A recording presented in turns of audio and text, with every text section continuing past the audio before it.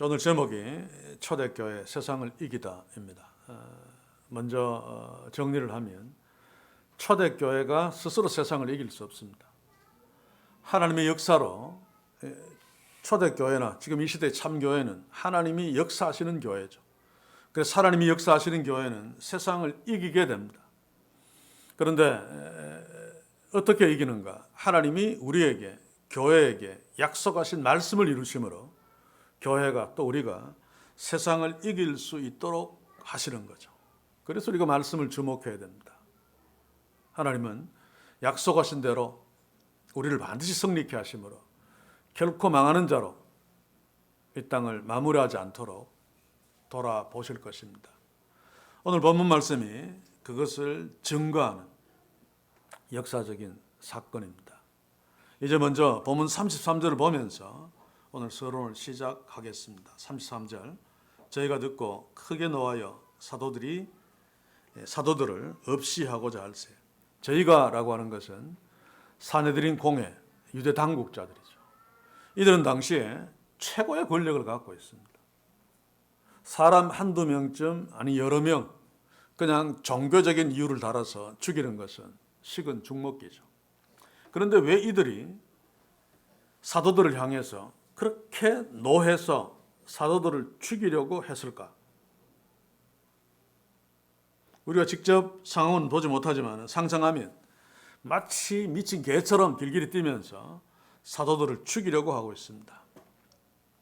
이유는 여러 가지가 있겠지만 지난 본문 29절에서 32절까지 보시면 베드로가 그들 앞에서 당당하게 이야기하는 장면들이 나오죠.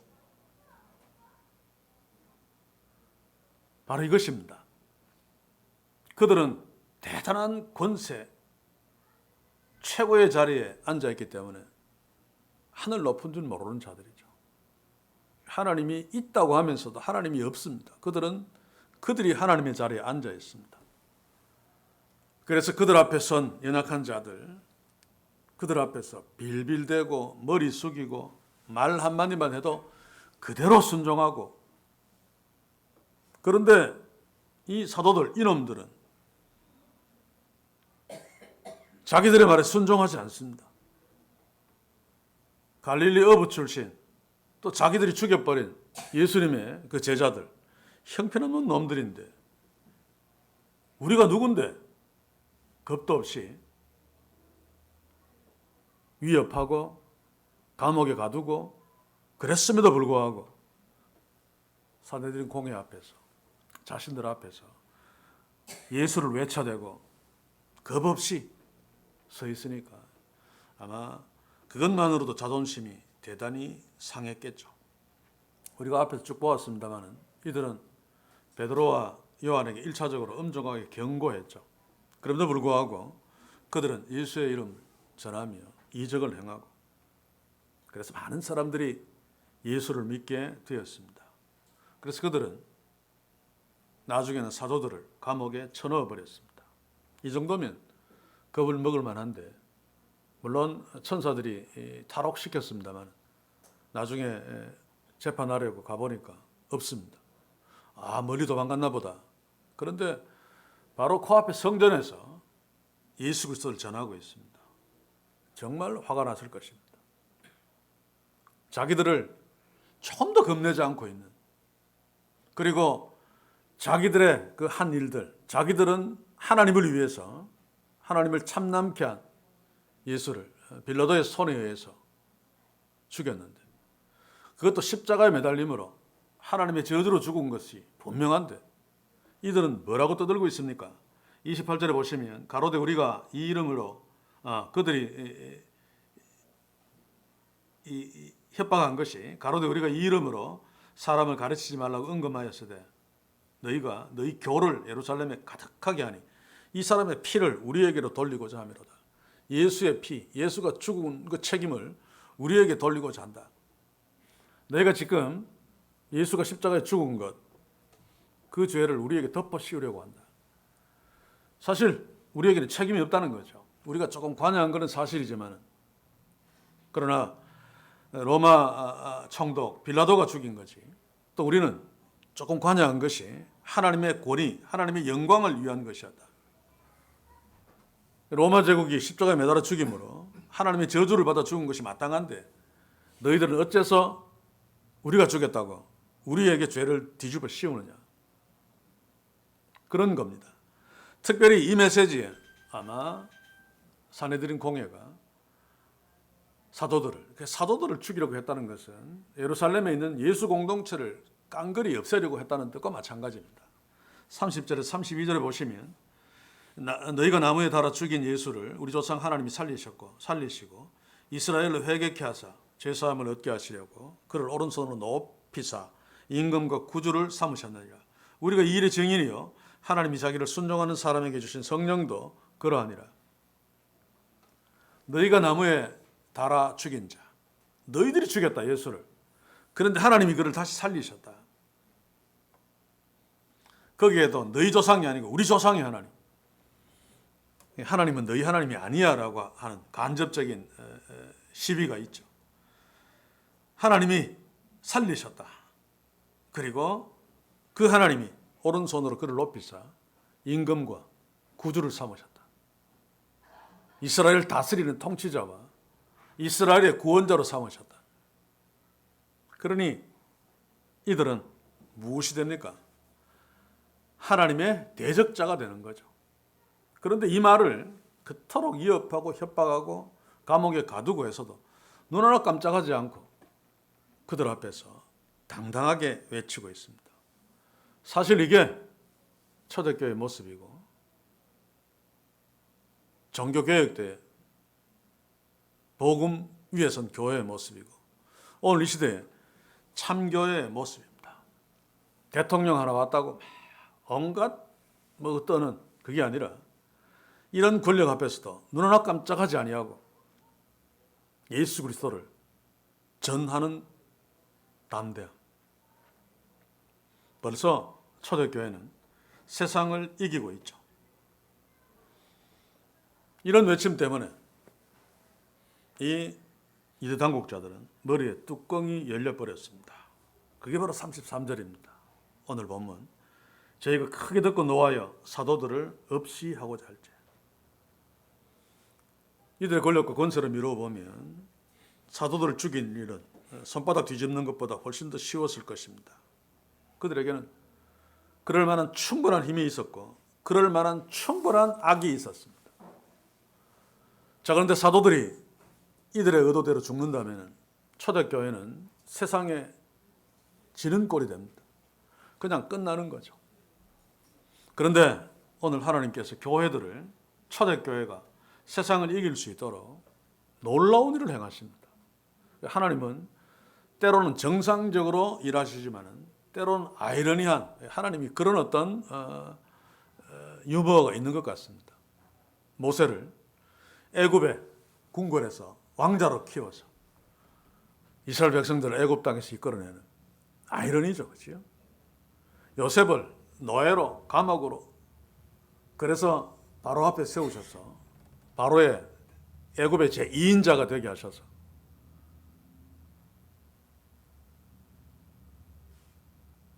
가나안 땅에 있는 야곱의 가족들을 애굽으로 이끌어 들이게 하셔서 하나님의 그 원대한 구원 계획을 이루시는.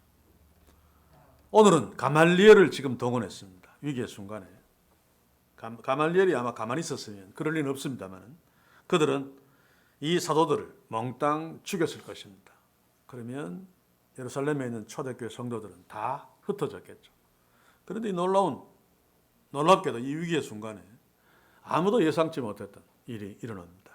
그것은 바리새인의 우두머리인 가말리엘이 사도들을 죽이는 것을 반대하고 나섰습니다. 사실 상식적으로는 있을 수 없는 일입니다. 가말리엘을 간단하게 소개하면 율법에 두 파가 있죠.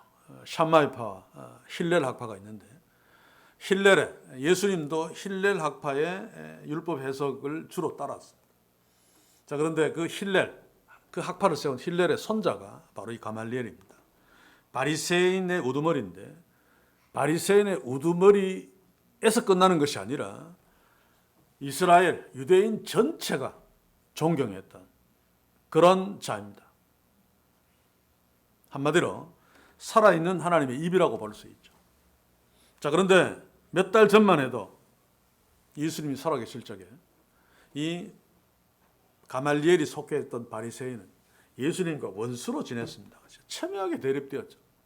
예수님은 그들의 위선을 지적하면서 정말 유대인들 입장에서 볼 적에는 최고 수준의 욕을 해댔습니다. 또 바리새인들은 예수를 죽이려고 했죠. 그런데 몇 달이 지난 뒤에 그 바리새인의 우두머리 가말리엘이 예수님의 제자들을 죽도록 내버려 두지 않고 그것을 막고 있습니다.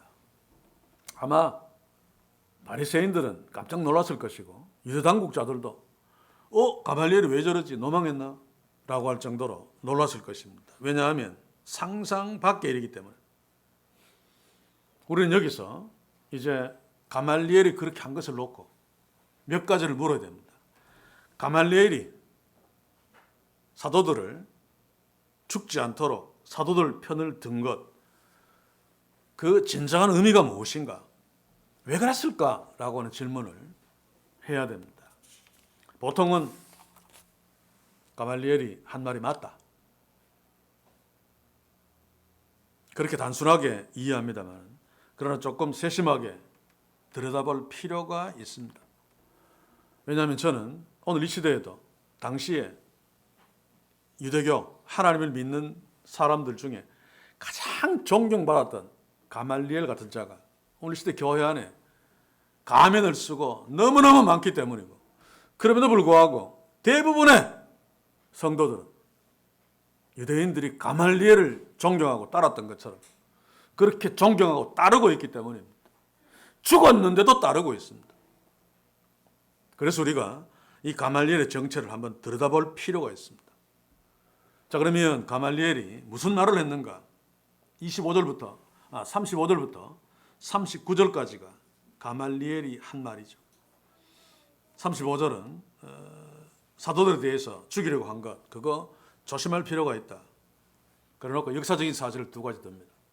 드다와 유다, 이전에 반란을 일으킨 자들이죠. 그런데 드다와 유다도 대단한 것처럼 보였지만 다 흩어지고 없어졌다. 그 역사적인 사실을 들면서 이들을 그 사도들도 지금 막 예수 믿는 사람들이 막 모여들고 하니까 일종의 그 반란을 획책하는 그런 단체로 볼 수 있습니다. 유대교를 반대하니까. 유대교가 죽인 예수를 다시 살았다. 하나님이 살리셨다. 하나님이 그를 임금과 구주로 삼았다라고 하는 것은 유대교를 철저하게 부인하는 거죠. 그러니 이들이 드다와 유다가 반란을 일으킨 것처럼, 물론 이들은 로마에 대한 반란입니다만 반란을 제압해야 됩니다. 그래서 사도들을 죽이려고 했는데 지금 가말리엘은 그들은 그냥 사라졌다. 그래서 가말리엘이 말하는 뜻이 뭡니까? 이를 상관하지 말고 그냥 버려둬라. 이 사상과 이 소행이 사람에게로 났으면 무너질 것이요, 만약 하나님께로부터 났으면 절대로 무너지지 않는다. 너희들이 아무리 그래도 하나님께로 났을 가능성이 있다는 거죠. 그래서 혹시 만약에 사람들께로 났으면 다행인데, 강제로 제압하는 것, 만약에 하나님께로 났으면 그를 강제로 제압하는 것은 하나님을 대항하는 아주 무서운 짓이 될 수 있다. 그러니 가만두어라. 가만두어도 하나님의 뜻이면 그들이 존재할 것이고, 하나님의 뜻이 아니면 그들은 저절로 무너질 것이다. 그 말입니다. 이 말이 맞는 것처럼 보입니다. 그렇죠? 그러나 원론적으로는 진리가 틀림없습니다. 하나님의 뜻대로 세워진 공동체는 망할 수 없습니다. 그러나 하나님의 뜻을 대적하는 공동체는 하나님이 그냥 두지 않죠. 원론적으로 맞는데, 그러나 가말리엘의 말을 잘 분석해 보면 이 말은 틀립니다.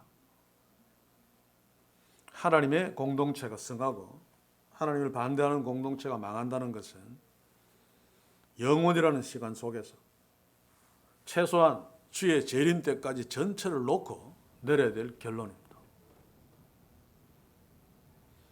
그런데 가말리엘이 지금 말하는 것은 우리가 살아있는 동안에 제한된 한 인간의 그 시간 속에서 이런 일들이 일어난다라고 하는 거죠. 다시 말합니다마는 가말리엘의 말은 원칙적으로 맞는 말이지만 짧은 시간을 사는 우리 인간들에게는 틀릴 가능성이 훨씬 더 높다는 것을 염두에 둬야 됩니다. 그래서 이 말은 맞는 말이구나 그냥 받아들여서 그냥 우리 인생에 적용시키면 사탄의 꼬미에 빠질 수 있다는 말입니다. 그래서 그 거장이죠. 도널드 거슬리는 이렇게 말했습니다. 이것은 유한한 인간 입장에서 볼 적에 맞는 말이 아니다. 보라, 이 시대의 우상 종교들을 보라.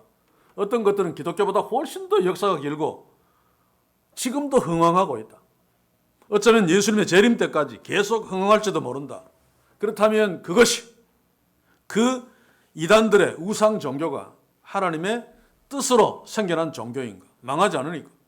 계속 흥하니. 아니란 말입니다. 그렇죠? 우리 시대도 보면 신천지 또 통일교 아마 어떤 형태로든지 주님 오시는 날까지 계속될 것입니다. 신천지는 지금 막 더 난리를 치고 있죠. 한번 모이라 그러면 수십만씩 모입니다. 그렇다면 이 모임이 하나님이 인정한 공동체인가? 신천지가. 가말리엘 말대로라면 망해야 되는데 안 망합니다. 어쩌면 주님 오시는 그날까지 더 흥황할지 모릅니다. 어쩌면 적그리스도가 그의 정체를 드러낼 적에 거기에 합류할지도 모르겠죠. 반대로 하나님의 공동체임에도 불구하고 하나님의 진리 위에 섰음에도 불구하고 세상에서 끝나는 것처럼 보일 때가 있습니다. 그렇다고 해서 하나님이 인정하지 않는 공동체인가? 아닙니다. 그렇죠?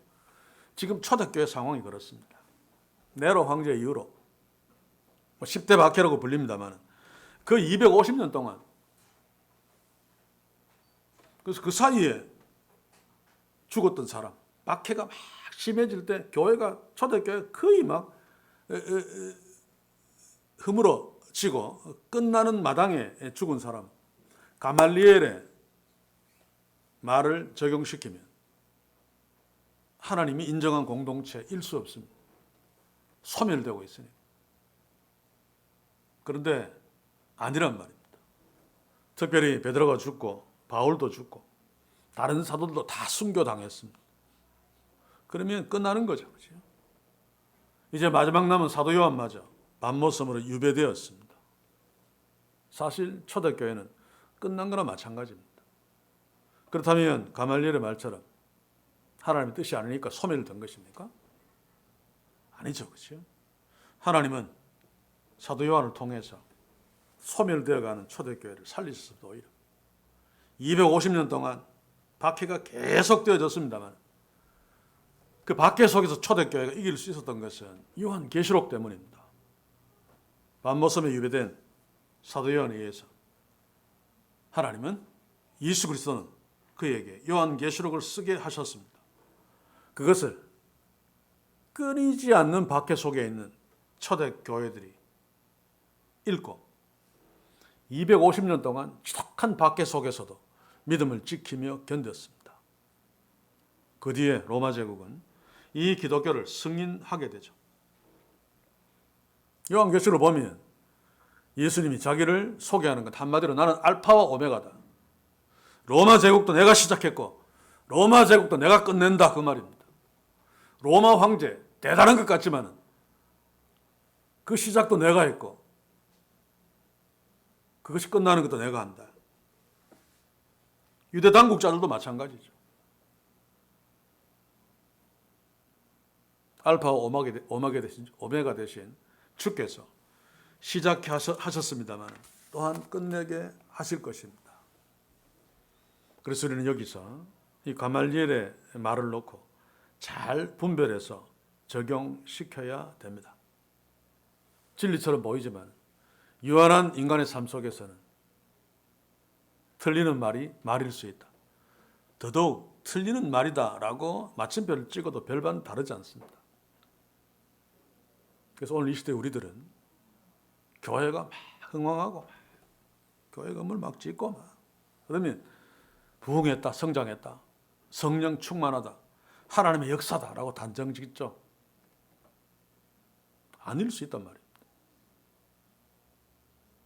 저는 성경에 비추어서 거의 아니다라고 단정 짓습니다. 왜냐하면 계자씨 비유에서 예수님이 말씀하신 것처럼 참교회는 이 세상에서 그렇게 크게 흥왕할 수 없습니다. 새가 막 깃들이고, 이 새는 구약 성경에서 황제들을 말하죠. 교회가 세상에서 흥왕하면 대통령 데리고 교회에 막 기어들어옵니다. 대통령 후보들이, 대통령들이 크게 자란 계자나무에 새들이 와서 깃들이는 것입니다. 이 비유 바로 전에 씨 뿌리는 비유가 나오죠. 바로 거기서 씨를 먹어버리는 것이 새입니다. 예수님은 그 새를 마귀라고 분명히 규정하셨습니다. 바로 이 비유에서 똑같은 새를 등장시킵니다. 그런데 오늘 시대 타락한 교회들은 계자씨 비유가 그렇게 크게 된 것, 교회가 지금 이렇게 크게 된 부흥하는 비유다라고 말합니다만 그것은 절대적인 오해입니다. 전혀 그렇지 않습니다.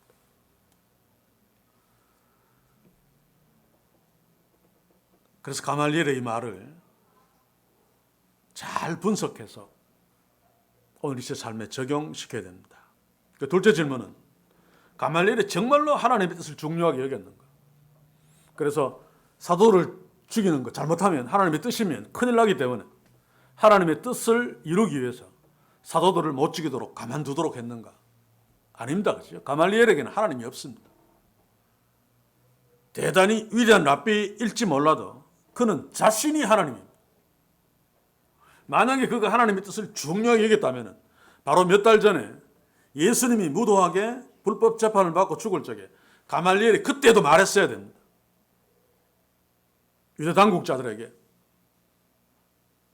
더더욱 정말로 하나님을 두려워하고 하나님 뜻을 이루기를 원했던 자라면 빌라도 앞에 가서도 말해야 되죠.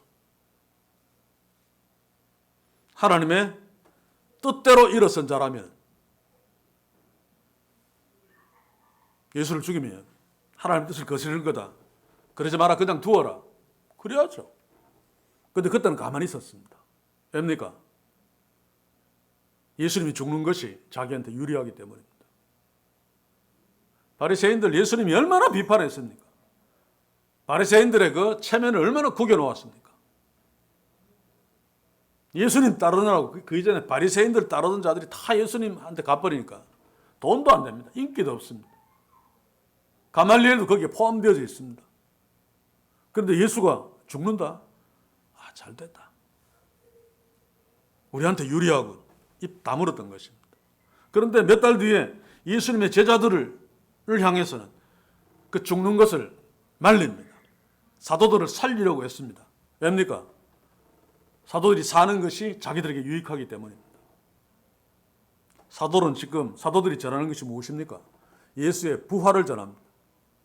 너희들이 죽인 자를 하나님이 다시 살리셨다. 예수를 죽이는데 근본적인 핵심 권력은 바로 사두개인들입니다. 사도된 공회에도 사두개인들이 대다수죠.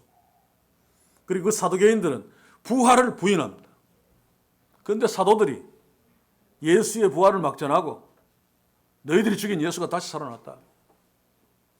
사두개인들이 하나님의 선지자, 하나님이 보낸 메시아를 죽인 원형이 되고 또 예수가 부활했다면 부활이 맞는데 부활이 없다고 하는 엉터리 교리를 주장하는 자들이 되죠. 바리새인과 사두개인들은 종교적으로 서로 경쟁자입니다. 그러면 사도들이 살아있어야 되죠.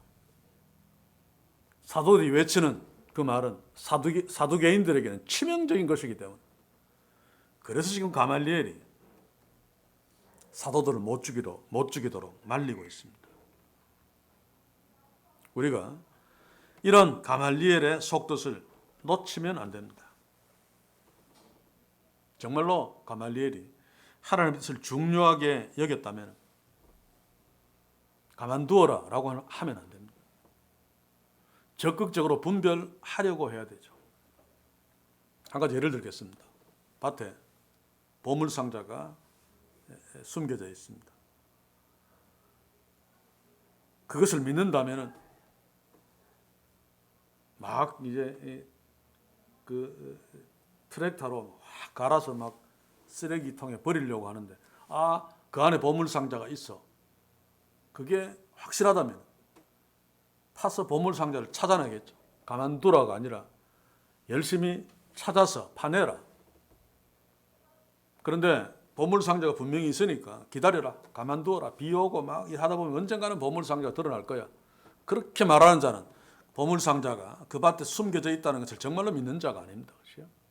가말리엘도 정말로 하나님의 뜻이라면 사도들이 사는 것이, 사도들이 외치고 사도들이 행한 기적들을 조사해야 됩니다.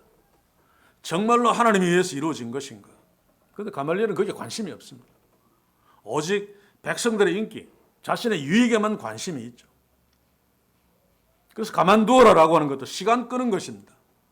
바리새인들이 유리하게 되도록, 사두개인들이 불리하게 되도록 계속 전하면 그렇게 되죠. 그러다가 어느 때쯤 사도들이 살아있는 것이 자기들에게 불리하게 된다면 예수님을 죽일 때 입 다물었던 것처럼 언제든지 죽이는데 동조하고 죽이는데 입을 다물고 가만히 침묵하며 방관할 것입니다. 이게 바로 세상이고 이게 바로 타락한 교회들의 모습입니다. 가말리엘은 인품과 그 학문이 뛰어난 사람입니다. 그래서 많은 사람들이 존경했습니다만 그러나 그것 가지고 하나님의 뜻을 조차 살 수 없습니다. 오늘 시도 많은 사람들이 수많은 종교 지도자들, 목회자들을 언급하면서 대부분 그 프로필들을 이야기합니다. 그리고 그가 행한 업적들.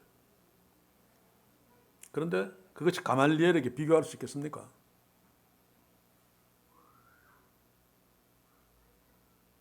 그러므로 우리가 정말로 조심스럽게 분별할 수 있어야 됩니다.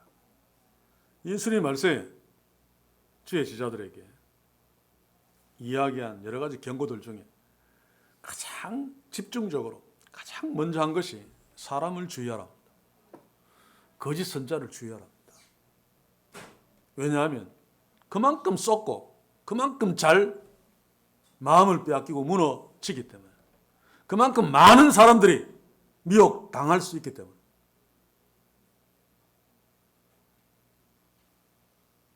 저는 오늘 시대에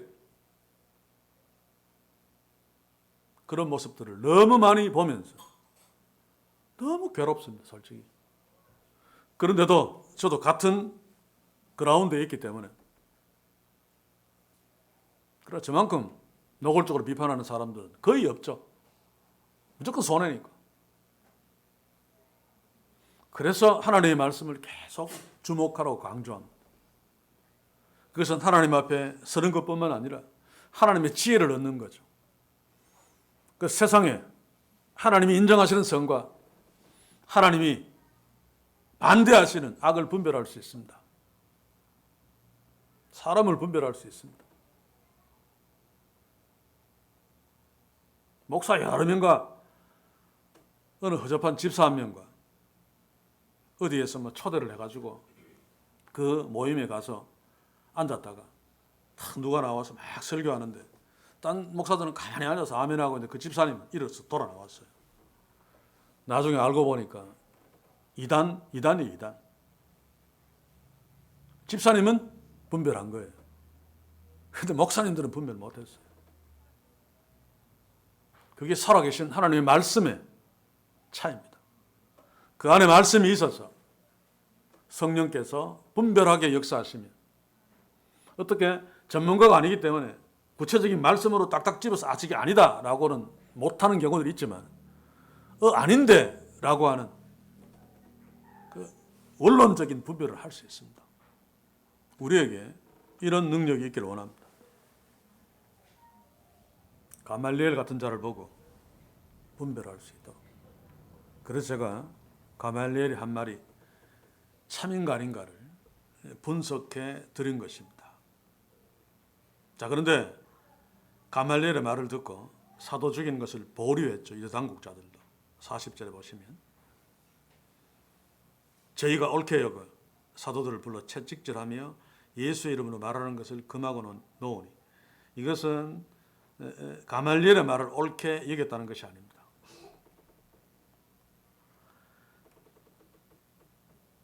자, 그들은 사도를 죽이고 싶었지만 사회적으로 존경받는 가말리엘의 말을 듣지 않고 사도를 죽였다가는 백성들에게 엄청난 화를 입을 수 있기 때문에 가말리엘의 말을 듣는 것이 옳다, 자신들에게 유익하다고 판단하고 옳게 여겨서 사도들을 채찍질해서 놓아주었습니다. 가말리엘의 말을 옳게 여겼으면 채찍질하면 안 됩니다. 하나님의 인정한 사람일지도 모르고 아닐지도 모르는데 그냥 두면 아니면 망하고 하나님의 사람이면 성합니다. 혹시 이것 때문에 가만두어라는데, 혹시 하나님의 인정한 사람일 줄 모르는데, 근데 그 인간을 막 때려서 그 사도들이 말하는 것도 못 말하게 하고 놓는 것은 하나님의 뜻대로 된 사람이라면 그에게 채찍을 가하는 거고, 하나님의 뜻대로 말하는 것을 금하는 겁니다. 죽이는 거나 별반 다를 바 없습니다. 단지 그들은 가말리엘의 말을 듣겠다는 겁니다. 백성들에게 해를 당하지 않기 위해서. 이게 오늘 이 시대에 타락한 교회들의 모습이죠. 하나님의 뜻이 무엇인가? 이거 하나님이 기뻐하시는가? 이거 묻지 않습니다. 외식적으로는 묻습니다만, 저는 목회자가 되었어요. 목사장들이 모인 공동체 무슨 회의하는데 수없이 참석했습니다만 하나도 이런 원리가 적용되는 것을 보지 못했습니다. 논쟁하고 싸울 적에 편을 갈라 싸우는 이유는 이 안건을 낸 사람, 여기에 문제된 사람이 내 편이냐 아니냐, 내 편이면 편들고 거기에 맞는 성경 구조를 가져와서 막 갖다 대고, 그러면 반대편에서 똑같이 성경 구조를 갖다 댑니다. 반대편은 내 편이 아니기 때문에 죽여야 된다. 이쪽 편은 내 편이기 때문에 살려야 된다. 어떤 의미에서는 국회에서 싸우는 것보다 훨씬 좀 더 심합니다.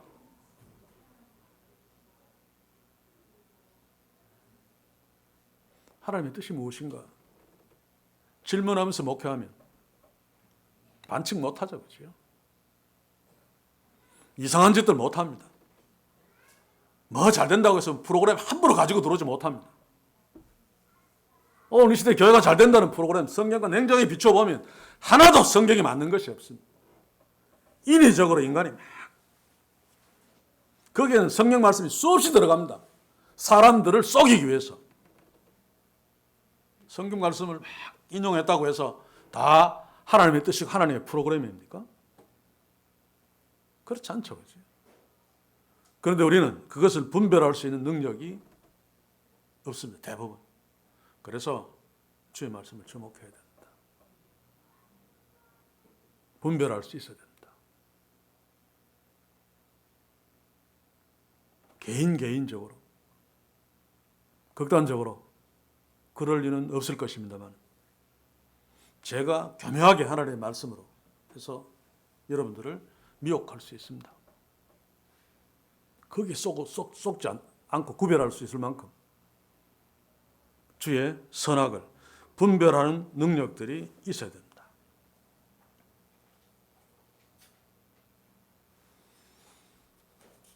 그들은 하나님의 뜻이면 죽이면 안 되니까 놓아준 것이 아니라 어쩔 수 없이 자기한테 불이익이 될 것 같아서 놓아주면서 그래도 유익하게 하려고 채찍으로 때리고, 자신에게 불리한 예수님이 다시 살았다, 부활했다, 임금과 구주가 되었다, 이런 말 더 하지 마라 라고 입을 금지시키면서 놓아주었습니다.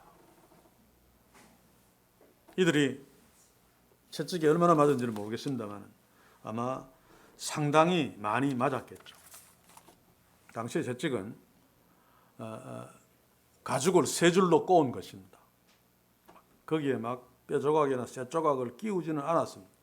이건 로마 채찍이고 유대인들의 채찍은 가죽을 세 줄로 꼬아서 한 대 때리면 세 방입니다. 그런데 그것도 엄청나게 세기 때문에 아마 율법에서 40대 이내로 때려라라고 하는 것은 40대가 넘어가면 죽을 가능성이 높기 때문에 그렇게 한 거죠. 제가 글을 읽어보니까 가슴 한 방, 등 두 방, 등짝 맞는 게 좀 낫습니다. 그죠? 저도 고등학교 때는 뭐 조용하게 있었습니다만 중학교 때 하도 설치돼서 담임 선생한테 궁디 이런 데 맞는 거는 낑고도 안 하니까 가슴 내라고 가슴에 한 방 때렸는데 가슴 맞으니까 바로 숨이 팍 멎어요.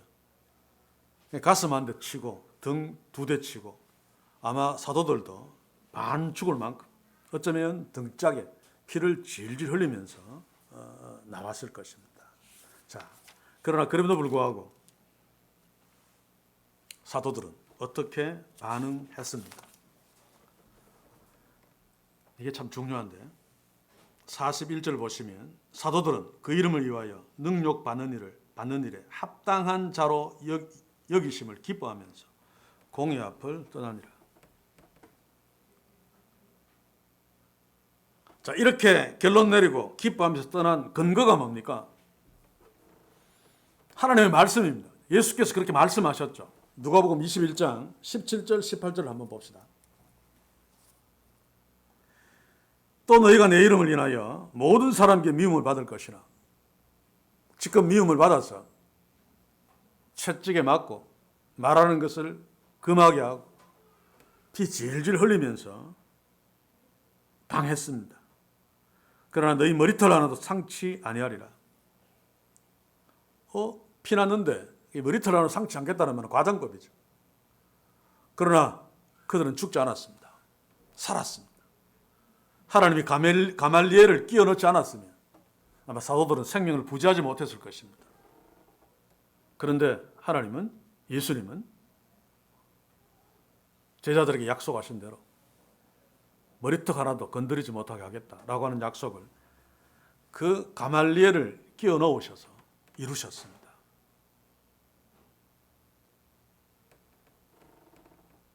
요셉을 보면 분명하죠. 그렇죠? 도단에 갔을 때 요셉의 형들은 요셉을 죽이려고 했습니다. 그런데 르우벤이 말렸죠. 맏아들이기 때문에 요셉이 죽으면 다 자기한테 책임이 돌아옵니다. 그런데 르우벤이 없었습니다. 화장실에 멀리 갔는지. 그때 이 나머지가 요셉을 죽이려고 했습니다. 그때 유다가 또 말립니다. 죽이면 안 된다. 그냥 구덩이에 빠뜨리고 넣어놓고 그냥 가자. 구덩이에 빠뜨리면 항아리 같이 생겼기 때문에 누가 건져내지 않으면 죽습니다. 무조건. 그런데 마침 상인들이 지나갔습니다. 그래서 끄집어내서 상인들에게 팔고 그의 옷을 벗겨서 피를 묻혀서 야곱에게 가지고 가죠. 거기서도 보면 하나님이 철저하게 요셉을 그의 형들이 머리털 하나 건드리지 못하도록 역사하셨습니다. 놀라운 하나님의 일하심이죠. 요셉은 노예로 살면서 보디발의 아내의 유혹을 이겨냈습니다. 그러나 옷을 두고 도망갔기 때문에 그 주인 보디발의 아내를 겁탈하려고 했다는 물증이 있습니다. 노예가 그랬다면 그것도 외국인 노예인데 바로 죽습니다. 그런데 하나님이 보디발을 붙들고 역사했죠. 물론 보디발은 그 아내를 믿지 않았을 것입니다. 그 행세를 아마 이미 알았겠죠. 차마 요셉을 죽이지 못하고 감옥으로 보냅니다. 그 감옥은 정치범 감옥입니다. 술관은 떡관은 전부 왕 옆에 있었던 자들이죠. 그래서 요셉이 거기에 들어간 것은 거기에서 그들을 수종 들면서 심부름꾼으로 죽을 때까지 있어야 됩니다. 못 나옵니다. 못 나와. 정치범들은 정권이 바뀌거나 또 사면당하면 나오지만 술관원은 나왔죠. 그렇죠? 술관원이 바로에게 꿈 해몽 잘하는 자가 있다 그래서 요셉이 나온 거지. 못 나옵니다. 그럼에도 불구하고 하나님은 그런 방식으로 요셉을 바로의 코앞으로 계속 지금 인도하고 있죠. 성경을 읽어보면 그냥 겉으로 볼 때는 계속 절망으로 가는데, 그러나 뒤집어 보면 하나님이 바로 왕에게로 인도하는 것을 알 수 있습니다. 이게 바로 머리털 하나도 건드리지 못한다는 하나님의 약속을 구약에서도 하나님이 지키고 계시는 것입니다. 사랑하는 성도 여러분, 하나님 나라는 세상 나라에 의해서 결코 망하지 않습니다. 오히려 하나님에 의해서 세상을 이깁니다. 초대교회가 이겼듯이 우리 한 사람 한 사람 성령이 계시는 성전, 교회, 또 우리 교회 공동체는 참 교회라면 세상을 이깁니다. 하나님은 새 한 마리도 허락 없이 땅에 떨어뜨리지 않습니다. 우리의 머리카락까지 다 세신 바 되어 있습니다. 그래서 오늘 가말리엘을 통해서 사도들을 죽게 버려두지 않으시고 다시 살리셔서 초대교회가 승리하며 나아갈 수 있도록 인도하신 하나님, 우리도 동일하게 주목해야 됩니다. 우리에게 이런 하나님이 선명할 수 있기를 주의 이름으로 간절히 소원합니다. 이제 한 가지만 더 봅시다. 가말리엘 사건을 통해서 또 한 가지 살펴야 되는 중요한 이유가 있습니다. 이것은 예수님의 기도의 응답입니다. 요한복음 17장 14절 15절 한번 봅시다. 내가 아버지의 말씀을 저희에게 주었사오매 세상이 저희를 미워하였사오니 이는 내가 세상 속에 하지 아니함같이 저희도 세상에 속하지 아니함을 인함이니이다. 내가 비옵는 것은, 하나님께 비옵는 것은 저희를 세상에서 데려가시기를 위함이 아니요 죽기를 위함이 아니라는 말입니다. 오직 악에 빠지지 않게 보존하기를 위함이니이다. 이들은 한국자에게 항복하지 않았습니다. 악에 빠지지 않았습니다. 그리고 세상으로부터 데려감을 당하지 않았습니다. 그들에 의해서 죽지 않았습니다. 이것은 예수께서 하나님께 기도하신 기도에 하나님이 응답하신 것입니다. 예수는 우리에게도 기도를 가르치셨죠. 그리고 우리에게 기도하라고 명령하셨습니다. 바로 이것이 초대교회가 세상을 이긴 중요한 원리이며 우리가 세상을 이길 수 있는 중요한 무기이기도 합니다. 보십시오. 요한복음 16장 23절, 내가 진실로 진실로 너에게 이르노니 너희가 무엇이든지 아버지께 구하는 것을 내 이름으로 주시리라. 주께서 이렇게 약속했습니다. 사랑하는 성도 여러분, 우리 교회 공동체와 또 우리 가정, 우리 각자 어떤 고난의 현장에 있습니까? 하나님이 약속하신 대로 그 주께 엎드려 기도합시다. 주의 제자들이 그냥 갈릴리 바다 한복판에서 그냥 두려워서 몸부림칠 적에 예수님이 그 위험의 현장 물 위로 걸어 오셔서 제자들을 구해 주셨습니다. 파도와 같이 폭풍과 같이 위험한 현장 중앙에 우리가 있다 할지라도 제자들은 예수님께 기도하지 않았습니다만 거기서 우리가 하나님께 기도하면서 하나님의 도우심을 구한다면 반드시 주께서 그 위험의 폭풍을 뚫고 오셔서 우리에게 다가오시고 우리에게 폭풍우야 잠잠하라, 문제야 해결되라 라고 외치시면서 우리들을 구하시고 망하지 않게 하시고 초대교회처럼 세상을 이기며 고난을 이기며 승리케 하여 주실 것입니다.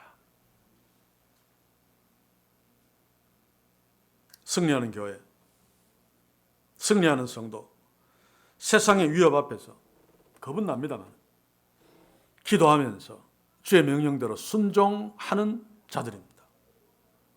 42절을 한번 볼까요?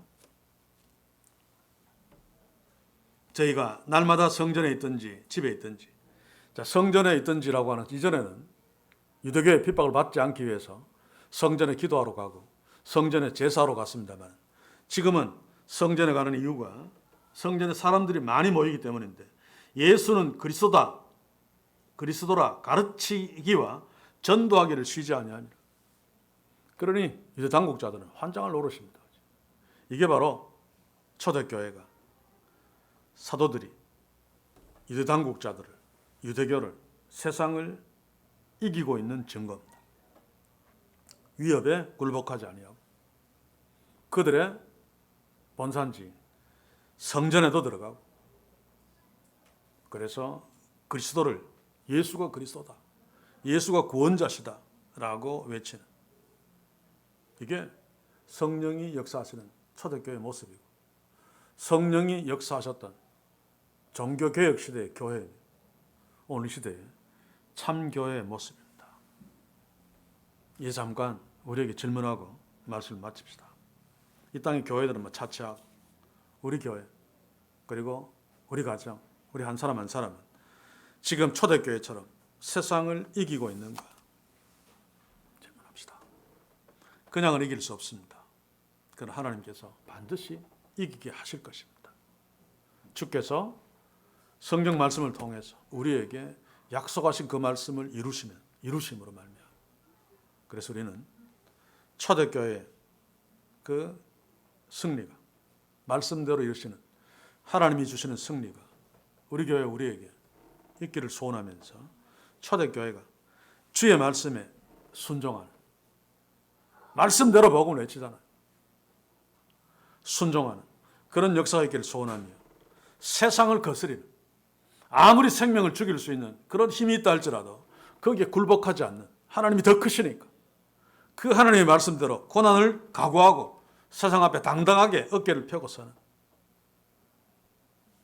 과거의 한국교회처럼 청와대에 기웃거리면서 빌빌대지 아니하는, 그리고 제자들처럼 주의 고난이 합당한 것으로 여겨서 오히려 그것을 기뻐하는, 히브리서 기자가 이야기했듯이 우리가 고난받는 것은 사생아가 아니라는 증거다, 하나님의 자녀라는 증거다.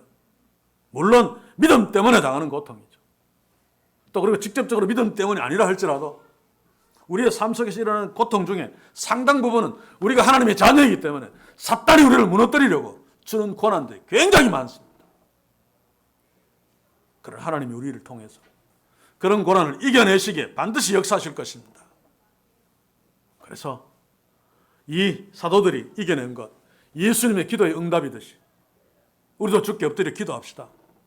고통 가운데 절망하지 말고 그것을 붙들고 실현하면서라도 살아계신 하나님께 엎드려 기도합시다. 주께서 이루어 주시겠다고 약속하신 대로 우리의 기도에 응답하시고 우리를 고통 가운데 건져내시고 믿음이 변하여 그 고난 가운데서 굴복하지 않게 하시고 승리하는 놀라운 역사를 허락하실 것입니다. 이게 우리 교회의 운명이고 우리들의 운명일 것입니다. 바로 이 하나님을 찬양합시다. 이 하나님께 감사합시다. 이 하나님께 긍휼을 구하며 엎드려 기도합시다. 설령 우리가 하나님 앞에 무서운 죄를 수십 번, 수백 번 지었다 할지라도 그 주께 엎드려 긍휼을 구하며 기도하면 하나님께서 우리를 구원하시고 우리의 모든 절망의 상황들에서 건져내시고 우리에게 승리를 주시어서 하나님을 찬송하며 승리의 노래를 부를 수 있도록 역사해 주실 것입니다. 이 모든 것들이 우리의 것임을 믿고 기도함으로, 말씀 앞에 서므로 승리하는 교회, 승리하는 우리 모두 될 수 있기를 주의 이름으로 간절히 소원합니다. 기도합시다. 주여, 오늘 초대교회가 막강한 유대교 앞에, 사내들인 공회 앞에서 굴복하지 아니하고 당당하게 복음을 전하며 승리하는 모습을 봅니다. 죽을 위기에 처했을 적에 말도 안 되는 가말리엘이 등장해 그 죽음을 막아주는 하나님의 기묘한 역사도 우리가 만났습니다. 이 모든 것들이 하나님의 말씀대로, 하나님이 약속하신 대로 하나님이 일하시는 것이며 특별히 예수님이 제자들을 위해서 기도하신 대로 하나님이 응답하시는 것임을 우리가 확인했습니다. 주여, 우리가 늘 말씀 앞에 서게 하시어 어떤 고난, 어떤 절망 가운데 있다 할지라도 낙심하며 주저앉지 않도록 주의 말씀이 우리에게 살아있게 하시고 주께서 기도하신 것 하나님께서 그대로 응답하시어서 사도들을 지켜주시고 초대교회를 승리케 하신 것처럼 저희들도 그 살아계신 하나님, 우리 아버지 되신 하나님께 긍휼을 구하며 엎드려 기도하며 그분을 붙들므로 절망 가운데서 하나님이 우리의 피난처가 되시고 절망 가운데서 하나님이 우리에게 승리의 잔을 주시는 그 놀라운 승리의 노래를 부를 수 있도록 우리 모두를 그렇게 말씀 앞에 세우시고 기도할 수 있도록 주의 성령이여 역사해 주시옵소서. 예수님의 이름으로 기도하옵나이다. 아멘.